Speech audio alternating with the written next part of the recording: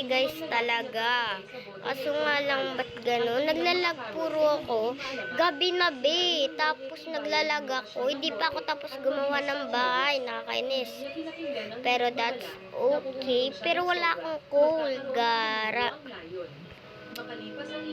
That's okay na lang, diba guys? Pwede naman yun. Hinawakan niya ang bote ng alak at naalala ang tawanan at pangungutya ng mga babae sa nayon. Teka lang. Ininom ni Bayan ang buong bote ng alak at siya ay nalasing. Naku naman. Bakit paggabi? Nagising si Bayan Kailangan ko na itong gumawa dali-dali. Dumidilim, di ko na makita. Na siyang unang sakunan ng kanyang aksyon. Kinailangan ni Kang Mac na sumali sa hukbo para kay Bayan at bumalik siya sa bahay upang makita pa rin si Gautang. Ito ay tininis ng malambing sa kanya at nagsimulang akitin siya na naglalagay kay Bayan sa isang mahirap na sitwasyon dahil bumi-epekto na rin ang alak. Upang hindi makagawa ng mali sa kanyang kapatid, lumabas si Bayan upang magsibak ng panggatong buong gabi. Naulog siya kaya pumunta siya sa malapit na batis para uminom at nakainom si Bayan na marami kaya natuyo ang tubig sa buong lugar. Biglang nagkaroon ng forest fire sa malapit. Pumunta si Bayan sa tuktok ng bundok para umihi at muling nakasalubong ang bulag na doktor. Oh Ang my anak na God. babae ng lokal na Sorry. pinto ay nakulong sa isang sulok sa kabubatan. Ang taglay na lakas Kailangan ni ko Bayan to ay tanggalan. parang isang super saiyan at madaling niyang naapula ang apoy sa kabubatan at na-redirect ang mga talon at hindi maapula maging ang araw kung hindi siya tumigil. Nakita ito ng dalaga at ng mga tao sa paligid na pawang nabighani sa kanya. Ang chismis tungkol sa malaking carrots ni Bayan ay mabilis na kumalat sa buong nayon. May mga tagahanga siyang nag-i-stalk kay Bayan na naglalaro ng shuffle cup gamit ang kanyang carrots. Pagkatapos ay umikot siya para sa isang trick shot at lahat sila ay napasubscribe sa kanyang YouTube channel. Ang kanyang tagahanga ay gumawa pa ng mga sayaw at kanta para kay Bayan. Oh, Nang bumalik sheesh. siya sa kanyang pagtitinda ng rice cakes, sinimulan ng mga babae na akitin si Bayan. Ngunit sa palagay niya ay masyadong mapanganib ang kanyang carrots, kaya pinabayaan silang lahat.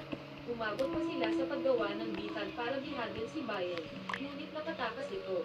Ang may-ari ng tavern ay may tiwala na kaya niyang akitin si Bayan at pasukin ang kanyang bahay sa kalagitnaan ng gabi.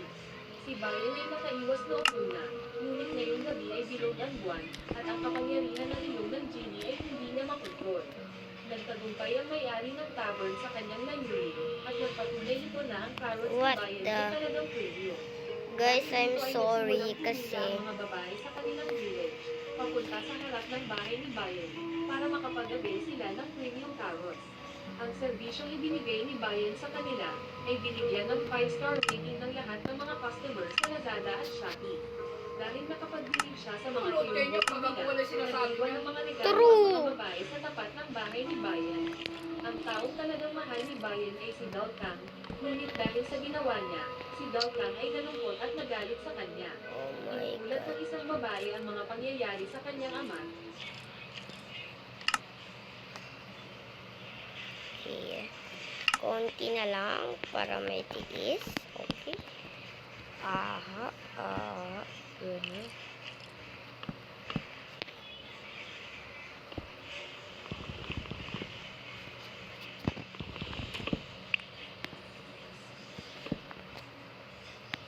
Oh guys, perfect. Kaunting design na lang kapag nagkaroon ako ng daming items. And then, I'm sorry kasi ito lang kaya ko eh. Pero that's okay. Bukas mag-mining ako. Ay, ngayon na pala, be. Nagmamahal kahit ito'y bawal. Ngayon, kailangan ko... Sira yung cellphone ko. No, I'm vlogging. Naubos mo na? Ay, grabe, takbo, be. Ay, stuck pa ako, visit. Munti ka na ako mamatay dun, ah. Ay, gagi, ayaw para talaga lumubay ng creeper. Mamatay ka na. Uy, yun, namatay nga. Pero sumabog naman.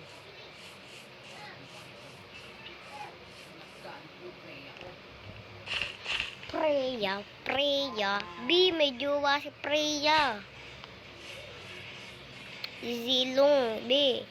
Jowa niya si Zilong, hindi ikaw. Ay, gagi. Visit ah. Visit ka, par. Par, grabe ka nakakabisit ka, par. Grabe, par. Tingnan ko skeleton mo, par. Uy, gagi ka, par. Makamatay pa ako sa'yo, par. Gagi, takbo. Tik ko lang kaya yun, ah. Ako kung tuloy pagkain. Dami kayo. Walang kaya yun, ah. Teka lang, teka lang. Gagi ka, par, ah.